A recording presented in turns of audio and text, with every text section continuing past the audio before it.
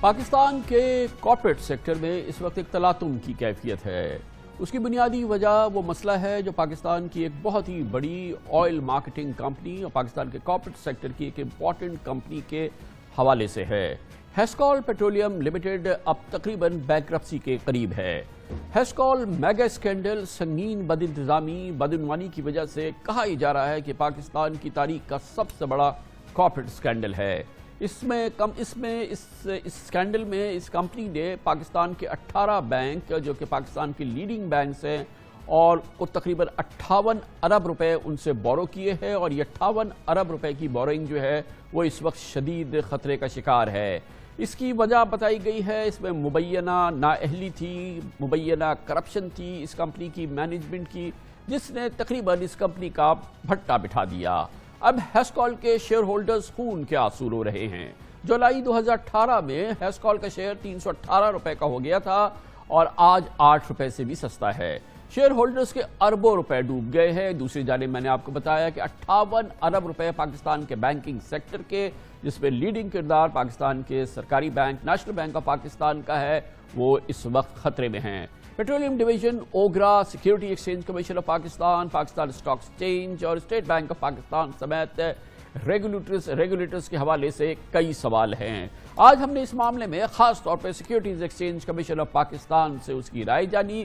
Securities exchange commission of Pakistan کا کہنا یہ ہے کہ سن 2019 سے جبکہ اس کمپنی کے اکاؤنٹ سامنے آئے تھے، اس کا اینول سٹیٹمنٹ سامنے آیا تھا، اس کے بعد سیکیورٹیز ایکسچینج کمیشن نے اس کا نوٹس لیا تھا۔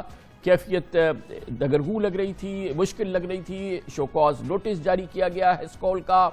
ہیسکول نے کچھ ہفتے اس پہ لیت و لال کی اور فوراً معاملے کو لے کے سندھ ہائی کورٹ پہنچ گئے، اور سندھ ہائی کورٹ نے حکم امتناعی جاری کر دیا، اور securities exchange commission of Pakistan اس بڑے مبینہ کرپشن کی تحقیقات کرتی وہ نہ ہو سکی، کیونکہ سندھ ہائی کورٹ نے اس حوالے سے سٹے آرڈر جاری کر دیا، اور اب تقریباً 1 سال 8 مہینے کے بعد بھی وہ سٹے آرڈر جاری ہے۔ گویا کہ یہ اسکینڈل کی وجہ سے ایک بڑی تباہی کی کیفیت نظر آئی ہے اس کمپنی کے حوالے سے، لیکن ایس سی سی پی کی انکوائری شروع نہیں ہو سکی ہے۔ یہ پاکستان کے بینکنگ کے لحاظ میں، پاکستان کے بینکنگ سیکٹر کے حوالے سے دیوان گروپ سے بھی بڑی کہانی ہے، کیونکہ اس سے پہلے دیوان گروپ 2008 میں 40 ارب روپے کے قرضوں کے تلے ڈوبا ہوا تھا۔ بعض اندازوں کے مطابق وہ 70 ارب روپے تھے، جبکہ ہیسکول پر قرضوں کا حجم اب 58 ارب روپے ہے، اور موجودہ حالات میں اگر یہ قرضے ادا نہیں ہوتے، اور ظاہر ہے کہ یہ نہیں ہو رہے، یہ بڑھتے چلے جائیں گے۔ ان حالات میں بینکوں اور شیئر ہولڈرز کے لیے سرمایہ کی بحالی ایک بہت ہی مشکل عمل لگتا ہے۔ 2 دہائیوں پر مشتمل ہیسکول کا عروج اور زوال ایک چالاک اور موقع پرست انتظامی ٹیم کی وجہ سے ہوا ہے۔ 2001 میں ہیسکول ایک پرائیویٹ لمیٹڈ کمپنی کے طور پر وجود میں آئی۔ ہیسکول کے بانی چیئرمین ممتاز حسن خان اور chief executive officer Saleem Butt نے کمپنی کو جارحانہ انداز میں توسیع دی۔ 2007 میں اس کمپنی کو تمام پیٹرولیم مصنوعات کی خرید و فروخت کا لائسنس ملا۔ 2014 میں ہیسکول اسٹاک ایکسچینج کی لسٹڈ کمپنی کے طور پر رجسٹرڈ ہوئی۔ 2018 میں 274 ارب روپے کا ریونیو تھا۔ سالانہ ریونیو میں 30% اضافہ ہو رہا تھا۔ کمپنی نے بڑی اچھی جگہوں پر انویسٹمنٹ کی، ہائی ویز اور موٹر وے وغیرہ پر پیٹرول پمپس لگائے۔ کہا جاتا ہے کہ یہ کمپنی غیر معمولی لین دین کرتی تھی۔ کمپنی پیسہ کما رہی تھی اور بینکوں کو قرض دینے میں خوشی تھی۔ ہیسکول کو 2014 میں اسٹاک مارکیٹ میں لسٹڈ کرایا گیا۔ اس کے شیئرز کی قیمت میں کئی گنا اضافہ ہوا۔ 2015 میں انرجی سیکٹر کی عالمی کمپنی وٹول دبئی لمیٹڈ نے کمپنی کے 15% شیئرز خریدے، جو 2016 میں بڑھ کر 25% ہو گئے۔ وٹول کی شمولیت سے ہیسکول کی عالمی ساکھ میں اضافہ ہوا۔ 2018 میں ہیسکول کا پیٹرولیم مارکیٹنگ میں 12% حصہ تھا، اور یہ پی ایس او کے بعد ملک کی دوسری بڑی آئل مارکیٹنگ کمپنی بن گئی تھی۔ بینکوں اور مالیاتی اداروں کا اعتماد بڑھا، کمپنی تیزی سے پھل پھول رہی تھی۔ شیئر ہولڈرز بھی پیسہ بنانے پر خوش تھے، لیکن مجموعی طور پر کاروباری ماڈل پائیدار نہیں تھا، جسے انویسٹرز اور بینکوں نے دانستہ یا غیر دانستہ طور پر نظر انداز کیا۔ عالمی منڈی میں خام تیل کی قیمتوں میں 80% تک کمی کے بعد 2019 میں کمپنی خسارے میں جانا شروع ہو گئی، جس کے بعد ہیسکول کے چیئرمین اور سی ای او کی شیئرنگ 0 ہو گئی ہے۔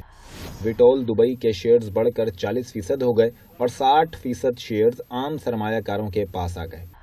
2019 کی بیلنس شیٹ میں ہیسکول کنگال ثابت ہوئی. مالی سال 2020 میں اسٹاک مارکیٹ نے 38% منافع کمایا جبکہ ہیسکول کے شیئرز کئی سو گنا گر گئے. 21 جون 2021 کو ہیسکول کی جانب سے پاکستان اسٹاک ایکسچینج کو خط لکھ کر کمپنی میں بے ضابطگیوں اور ان کی تحقیقات سے آگاہ کیا گیا. سوال یہ پیدا ہوتا ہے کہ ہیسکول لسٹڈ کمپنی جس میں ہزاروں کی تعداد میں چھوٹے بڑے شیئر ہولڈرز تھے، کمپنی کی جانب سے ان کو دھوکہ دیا گیا. 58 ارب روپے میں سب سے بڑا اس وقت جو ایکسپوجر ہے وہ نیشنل بینک آف پاکستان کا یعنی 18 ارب روپے کا ہے. سوال یہ پیدا ہو رہے ہیں کہ بینکوں نے اتنا بڑا ایکسپوجر کیوں لیا، اس کی کیا وجہ تھی اور اس حوالے سے کتنی جو پروڈینشیل ریگولیشنز ہیں ان کو فالو کیا گیا تھا، یہ جو اپنے ضابطے ہیں ان کو فالو کیا گیا تھا، دوسرے مالیاتی ادارے اور ریگولیٹرز کے بورڈ اور مینجمنٹ کیا کر رہے تھے، پبلک انٹرسٹ کا کتنا خیال رکھا گیا، اور یقیناً ابھی فی الحال یہ اسکینڈل اپنے شباب پر ہے. دیکھنا یہ ہے کہ اس کا انجام کیا ہوتا ہے. آج پروگرام کا ایک وسیع حصہ ہم اس پہ تفویض کر رہے ہیں.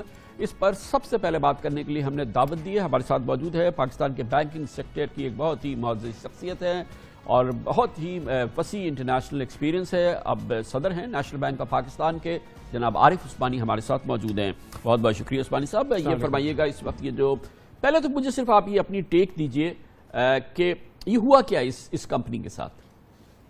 ہیسکول جیسے آپ کے پروگرام میں بتایا گیا کہ بہت تیزی سے بڑھتی ہوئی ایک OMC تھی، بہت ایگریسو مارکیٹنگ اسٹریٹجی تھی، بہت امپورٹنٹ لوکیشنز اور بہت چیدہ جگہیں سلیکٹ کر کے انہوں نے مہنگے پمپس لگائے. 650-700 پمپس انہوں نے لگائے.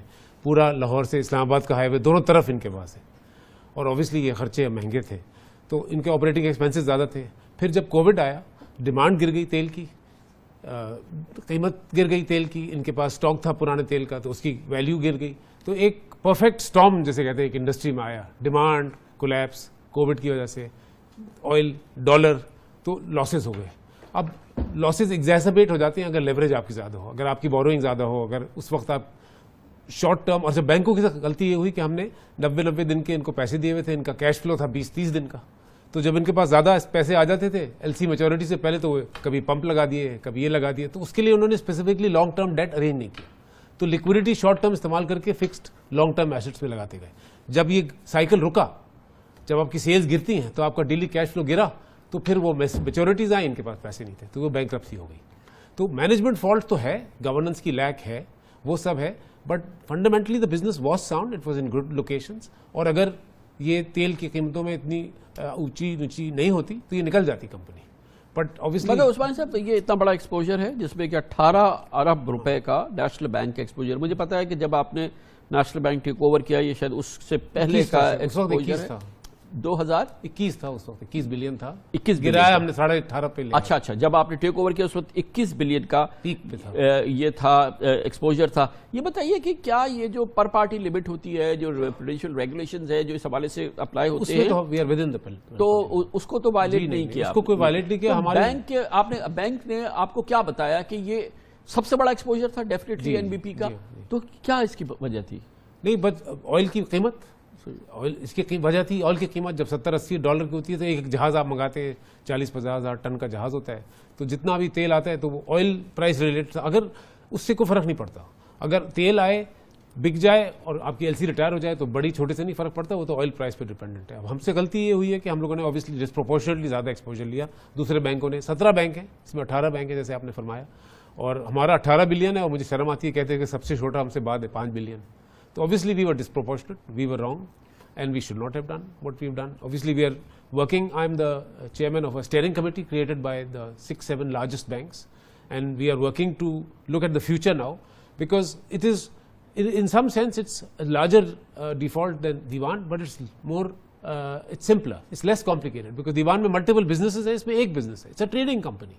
So you need to push volume through the system. It's a thin margin business, $2.80 per letter بنتا ہے. یہ ایک بار پھر میں آؤں گا آپ کے پاس. یہ جو 18-21 ارب روپے کا جو ایکسپوجر تھا، تو یہ آپ کا بورڈ اور آپ کی ایگزیکٹو کمیٹیز وغیرہ یہ ساری اپرووڈ ہے. یہ تیل منگانے کے لیے ایکسپوجر تھا، اور تیل جب آیا، میچورٹی جب آئی تو تیل کی قیمت گر چکی تھی، انوینٹری اڑ چکی تھی، پیسے نہیں تھے ان کے پاس، اور یہ فکسڈ ایسٹ. آپ نے جو ریزنز بتائے ہیں عثمانی صاحب وہ سارے آپ نے بتائے ہیں بزنس ریلیٹڈ اسپیسیفک ایشوز، لیکن ہماری یہ معلومات ہے مضبوط کہ اس میں میسو irregularities تھی، اس میں میسو جو تھی وہ جو تھے وہ سسپیشس ایکسپوجرز تھے اور سسپیشس ڈیلنگز تھیں, تو وہ صرف یہ معاملہ بائی دا بک نہیں تھا, مگر اس میں بہت سی چیزیں. میں آپ کو صرف بزنس ریزن دے رہا ہوں. obviously more to it than meets the eye.